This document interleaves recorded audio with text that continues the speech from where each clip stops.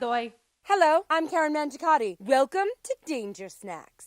Now, if you watch these videos regularly, then you know that I'm not a real keep-it-to-myself kind of girl. Not even a little. I'm pretty outspoken. Some might even say, in your face. I tell it like it is person. I would never have thought that I'm the kind of person who smiles and says, I'm fine, when I'm really not fine. But I went through a tough spell recently. Very trying for me because of a list of shit that I won't even get into because it will just make us all depressed. But trust me, I had more than I could handle. And yet, there I was over there like, I'm fine. And when people would ask about specifics, I would brush it off and be like, oh yeah, that was tough, but I'm fine now. Yet, there was strong evidence to suggest that I was anything but fine. I hadn't been writing, I had been yelling at my family, and I had become disconnected from taking care of myself. I was a total mess. So why did I keep talking about how fine I was? I don't know, but I'm not the only one. I have a therapist friend. All right, actually, he's my therapist. But I don't really want to talk about that because I am fine. And telling you that I have a therapist may cause you to doubt just how fine I really am. But I'm fine!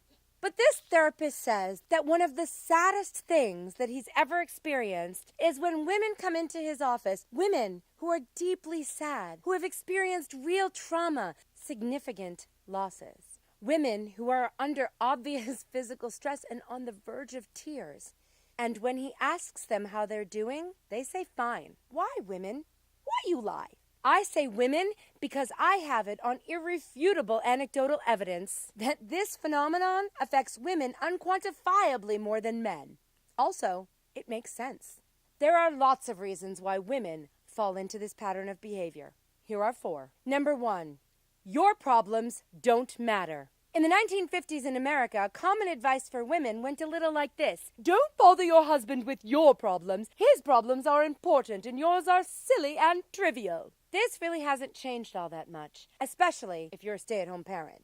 How hard can your day be? You don't even do anything all day. If this is the response that you're anticipating, of course you're going to be like, I'm fine. Number 2, you do not want to be a crazy bitch. You know that you've heard it about other people and maybe about yourself. You know you have. Come on. But we all know that this is the worst thing to be called. And that is because people will call you this with no reason. And you are just as crazy bitch guilty. It's like the Salem witch trials of modern day shade. So just say you're fine. And if you're lucky, no one will call you a crazy bitch. Number 3, you need to keep the conversation going.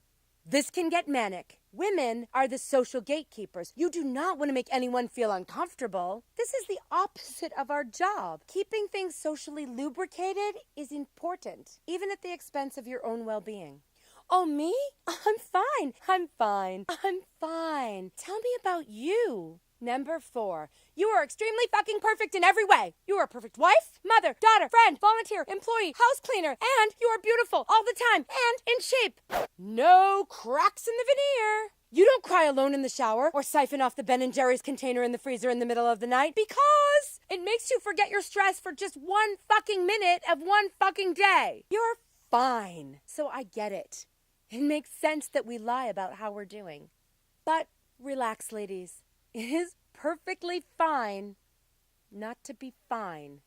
Sometimes the answer to how are you is I'm actually losing my shit right now. Could you please talk me down? Or pick up a kid, or check on my parents, or extend my deadline, or maybe just give me a sympathetic smile because I most definitely am not fine. It's fine. It is fine to have the occasional freak out. But as a good friend says, it's better to freak out than freak in.